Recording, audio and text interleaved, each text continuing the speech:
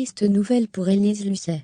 D'après les informations de nos confrères de Ouest France parues le 31 mars dernier, le père de la journaliste d'investigation est décédé à l'âge de 88 ans.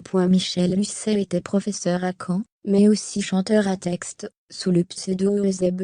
C'est une nouvelle tragédie qui frappe la vie d'Élise Lucet.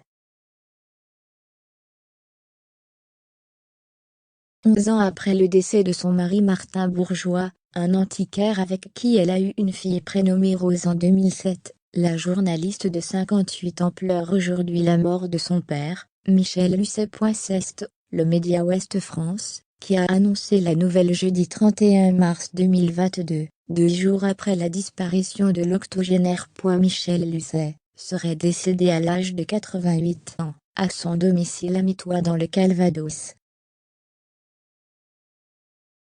Le père de la figure de France II s'est illustré une grande partie de sa vie en tant que professeur d'anglais à l'université de Caen. Mais ce n'est pas tout, il était également un artiste accompli. En effet, Michel Lucet était un auteur, compositeur et chanteur qui évoluait sous le nom d'Eusèbe. Il a notamment collaboré avec le contrebassiste de Georges Brassens, Pierre Nicolas, pour un 45 tours pour enfants et 2 33 tours, Ma péniche grise, sorti en 1975 et Ma devise, en 1978. Michel Lucet avait également été encouragé par son ami Serge Langlois, le directeur du Zénith de Caen, à produire un CD de 14 titres.